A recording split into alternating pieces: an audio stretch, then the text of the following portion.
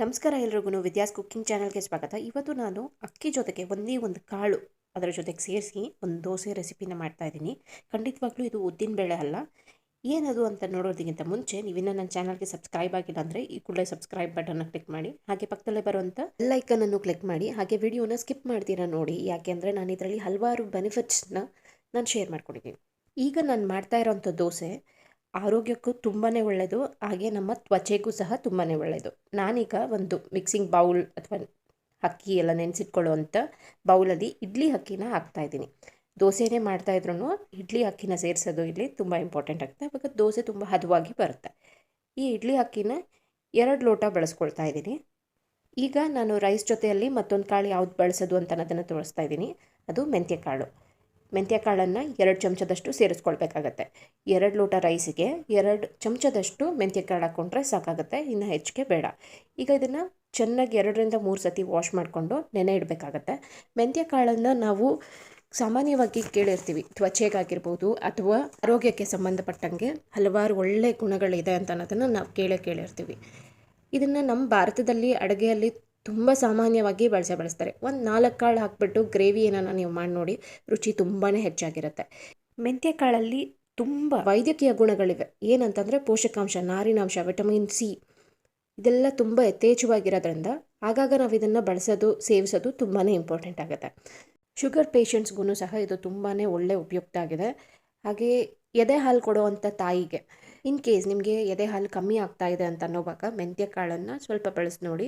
ಆಗ ನಿಮಗೆ ಖಂಡಿತವಾಗ್ಲೂ ಹಾಲು ಉತ್ಪತ್ತಿ ಜಾಸ್ತಿ ಆಗುತ್ತೆ ಮತ್ತು ಮಗುವಿನ ತೂಕ ಸಹ ಹೆಚ್ಚುತ್ತೆ. ಈಗ ನಾನಿಲ್ಲಿ ಮೆಂತ್ಯ ಕಾಳು ಮತ್ತು ರೈಸನ್ನು ನೆನೆ ಹಾಕಿ ಇಟ್ಟಿದ್ದೀನಿ. ಇದು 8 ಅವರ್ ಆದರೂ ನೆನಿಬೇಕಾಗತ್ತೆ. ಈಗ 8 ಅವರ್ ಆಗಿದೆ. ರೈಸ್ ಮತ್ತು ಮೆಂತ್ಯ ಕಾಳು ಚೆನ್ನಾಗಿ ನೆಂದಿದೆ. ರೈಸ್ ಏನೋ ಬರೀ 4 ಅವರ್ ನೆಂದರೆ ಸಾಕಾಗುತ್ತೆ, ಆದರೆ ಮೆಂತ್ಯ ಕಾಳು ಸ್ವಲ್ಪ ಜಾಸ್ತಿನೇ ನೆನೆಬೇಕಾಗತ್ತೆ. ಈಗ ನೆನೆಸಿರೋ ಅಂಥ ನೀರನ್ನು ವೇಸ್ಟ್ ಮಾಡ್ತೀರಾ, ಇದೇ ನೀರಲ್ಲೇ ಅಕ್ಕಿ ಮತ್ತು ಮೆಂತ್ಯ ಕಾಳನ್ನು ರುಬ್ಕೊಳ್ಳೋಣ. ಸ್ವಲ್ಪ ತರಿ ಇರೋ ರೀತಿಯಲ್ಲೇ ರುಬ್ಕೊಳ್ಬೇಕಾಗತ್ತೆ. ರುಬ್ಕೊಳ್ತಾ ನಾನು ಹಾಗೆ ಮತ್ತೆ ಕಂಟಿನ್ಯೂ ಮಾಡ್ತೀನಿ ಇದರಲ್ಲಿರುವಂಥ ಒಳ್ಳೆ ಗುಣಗಳನ್ನು. ಮತ್ತು ಇನ್ನೇನು ಅಂತಂದರೆ ಹೆಣ್ಮಕ್ಳಿಗೆ ಇದು ತುಂಬಾ ಉಪಯುಕ್ತ. ಯಾಕೆ ಅಂತಂದರೆ ಈ ಪೀರಿಯಡ್ಸ್ ಟೈಮಲ್ಲಿ ಸೊಂಟ ನೋವು, ಹೊಟ್ಟೆ ನೋವು, ಕಾಲು ಸೆಳೆತ ಈ ಥರ ಎಲ್ಲ ಹೇಳ್ತಾ ಇರ್ತಾರೆ. ಅಂಥವ್ರಿಗೆ ಇದು ಪೀರಿಯಡ್ಸ್ ಟೈಮಲ್ಲಿ ತುಂಬಾ ಒಳ್ಳೆ ರೀತಿಯಲ್ಲಿ ಹೆಲ್ಪ್ ಮಾಡುತ್ತೆ. ಬಿ ಪಿನ ಕಂಟ್ರೋಲಲ್ಲಿ ಇಡಿಸುತ್ತೆ. ಹಾಗೆ ಹೃದಯಕ್ಕೆ ಸಂಬಂಧಪಟ್ಟಂಗೆ ಹಲವಾರು ರೀತಿಯಲ್ಲಿ ಇದು ಹೆಲ್ಪ್ ಮಾಡುತ್ತೆ. ಮತ್ತು ನಮಗೆಲ್ಲ ಗೊತ್ತಿರೋ ಹಾಗೆ ತಲೆ ಹೊಟ್ಟೆಗೆ ನಾವು ಇದನ್ನು ಪೇಸ್ಟ್ ಮಾಡಿಬಿಟ್ಟು ಹಚ್ಕೊಳ್ಳೋದು ತುಂಬ ವರ್ಷಗಳಿಂದನೂ ನಮಗೆ ಚೆನ್ನಾಗಿ ಗೊತ್ತಿದೆ. ಹಾಗೆ ಇದನ್ನು ಫೇಸ್ ಪ್ಯಾಕ್ ಆಗೂ ಸಹ ಬಳಸ್ತಾರೆ. ಇತ್ತೀಚಿನ ದಿನಗಳಲ್ಲಿ ಮೆಂತ್ಯ ಕಾಳಿನ ಪುಡಿನ ಈ ಶ್ಯಾಂಪು ಮತ್ತು ಸೋಪಲ್ಲಿ ಬಳಸೋಂಥದ್ದನ್ನು ನಾವು ತುಂಬಾ ಕೇಳಿದ್ದೀವಿ. ಈಗ ನಾನಿಲ್ಲಿ ಅಕ್ಕಿ ಮತ್ತು ಮೆಂತ್ಯ ಕಾಳನ್ನು ಈ ರೀತಿಯಲ್ಲಿ ರುಬ್ಕೊಂಡಿದ್ದೀನಿ ನೋಡಿ. ತುಂಬ ತರಿಯಾಗಿಲ್ಲ, ಸ್ವಲ್ಪ ಮಟ್ಟಿಗೆ ಇದರಲ್ಲಿ ತರಿ ಉಂಟು. ಈಗ ಮೊದಲನೇ ಬ್ಯಾಚ್ ರುಬ್ಬಿರೋ ಅಂಥ ಮಿಶ್ರಣನ ಒಂದು ಬೌಲ್ಗೆ ಹಾಕ್ಕೊಳ್ತಾ ಇದ್ದೀನಿ. ಮತ್ತು 2ನೇ ಬ್ಯಾಚ್ದನ್ನು ನೆನೆಸಿಟ್ಟಿರೋ ಅಂಥ ನೀರಲ್ಲಿನೇ ರುಬ್ಕೊಳ್ಬೇಕಾಗತ್ತೆ. ಯಾಕೆ ನೆನೆಸಿಟ್ಟಿರೋ ಅಂಥ ನೀರನ್ನೇ ಬಳಸ್ಕೊಳ್ಬೇಕು ಅಂತಂದರೆ ಮೆಂತ್ಯನ ನಾವು ತುಂಬ ಹೊತ್ತು ನೆನೆಸಿಟ್ಟಿರ್ತೀವಿ. ಅದರಲ್ಲಿರೋವಂಥ ಒಳ್ಳೆ ಗುಣಗಳೆಲ್ಲನೂ ಈ ನೀರಲ್ಲಿ ತುಂಬ ಇರುತ್ತೆ. ಸೊ ಅದನ್ನು ಚೆಲ್ದಿರ ಅದರಲ್ಲೇ ರುಬ್ಕೊಂಡು ಅದರಲ್ಲಿರುವಂಥ ಬೆನಿಫಿಟ್ಸ್ ಎಲ್ಲನೂ ನಾವು ಉಪಯೋಗಿಸ್ಕೊಳ್ಳೋದು ತುಂಬಾ ಒಳ್ಳೆಯದು. ಈಗ ರುಬ್ಬಿರುವಂಥ 2 ಬ್ಯಾಚ್ ಮಿಶ್ರಣನ ಒಂದಕ್ಕೆ ಸೇರಿಸಿ ಚೆನ್ನಾಗಿ ಇದನ್ನು ಮಿಕ್ಸ್ ಮಾಡಿಬಿಟ್ಟು ಫರ್ಮೆಂಟ್ ಆಗೋದಕ್ಕೆ ಬಿಡಬೇಕಾಗತ್ತೆ. ನಾರ್ಮಲ್ ಆಗಿ ನಾವೇನು ಉದ್ದಿನಬೇಳೆನ ನೆನೆ ಹಾಕ್ಬಿಟ್ಟು ಇಡ್ಲಿ ಮತ್ತು ದೋಸೆ ಮಾಡ್ತೀವಲ್ವ, ಆವಾಗ ಹುಳಿ ತುಂಬ ಜಾಸ್ತಿಯಲ್ಲಿ ಬರುತ್ತೆ. ಅಂದರೆ ಉಬ್ಬೋದು ಆಲ್ಮೋಸ್ಟ್ ಅರ್ಧಕ್ಕಿಂತ ಜಾಸ್ತಿ ಅಷ್ಟು ಉಬ್ಬುತ್ತೆ. ಆದರೆ ಮೆಂತ್ಯ ಕಾಳು ಮತ್ತು ರೈಸನ್ನು ಬಳಸುವಾಗ ಅಷ್ಟೊಂದು ನಮಗೆ ಉಬ್ಬಿ ಬರೋದಿಲ್ಲ. ಬರೀ ಒಂದು ಸ್ವಲ್ಪ ಮಟ್ಟಿಗೆ ಮಾತ್ರ ರೈಸ್ ಆಗುತ್ತೆ, ಸ್ವಲ್ಪ ಕ್ರ್ಯಾಕ್ ಸಹ ಬೀಳುತ್ತೆ.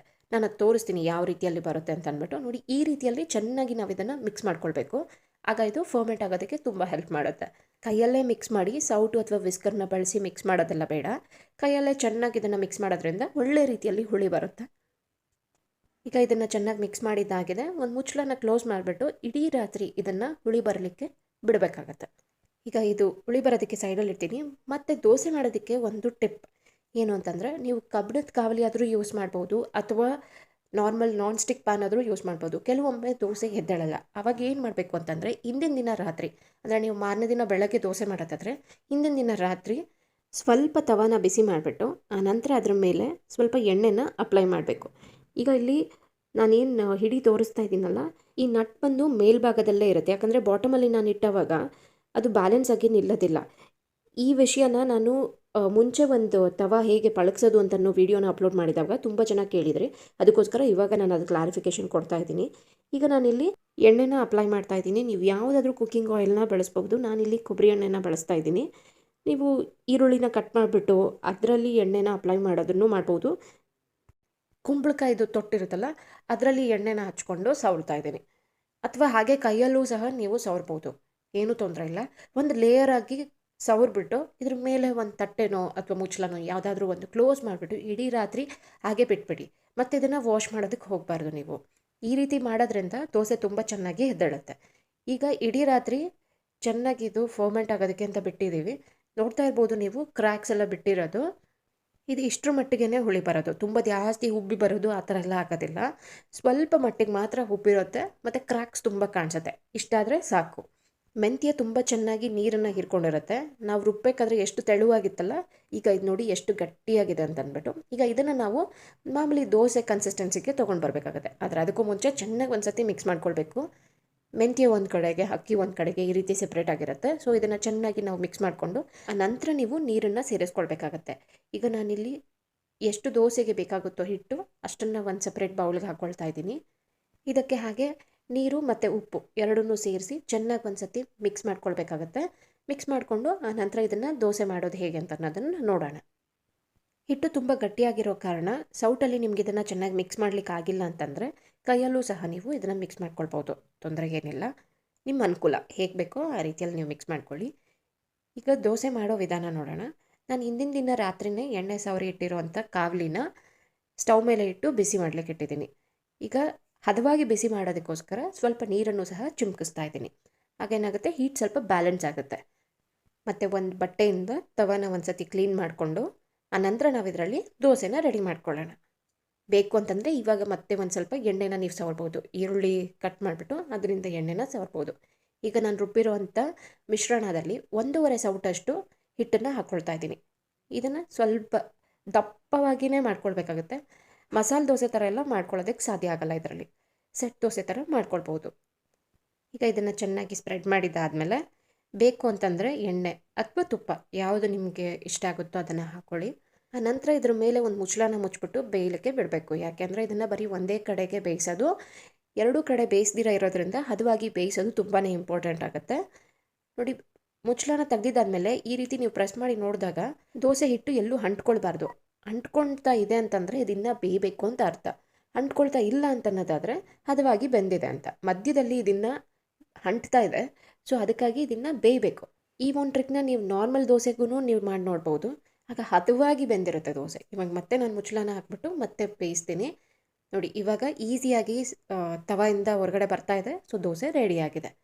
ತುಂಬ ರೋಸ್ಟಾಗಿ ಬೇಕು ಅಂತಂದರೆ ಸ್ವಲ್ಪ ಹೆಚ್ಚಿಗೆ ಕಾಲ ಈ ರೀತಿ ಬಿಟ್ಟವಾಗ ಬಾಟಮಲ್ಲಿ ಸ್ವಲ್ಪ ರೋಸ್ಟಾಗಿ ಕಲರ್ ಸ್ವಲ್ಪ ಚೇಂಜ್ ಆಗಿ ಈ ರೀತಿ ರೆಡಿ ಆಗುತ್ತೆ. ಮತ್ತು ಕೆಲವರಿಗೆ ಒಂದು ಸೈಡ್ ಬೇಯಿಸೋದು ಇಷ್ಟ ಆಗೋದಿಲ್ಲ ಅಂಥವರು ಈ ರೀತಿ ಒಂದು ಸತಿ 1-2 ಸೆಕೆಂಡ್ ಮತ್ತೊಂದು ಕಡೆಗೂ ತವ ಮೇಲೆ ಇಟ್ಟವಾಗ ಅದು ಕರೆಕ್ಟಾಗಿ ಬ್ಯಾಲೆನ್ಸ್ ಆಗುತ್ತೆ.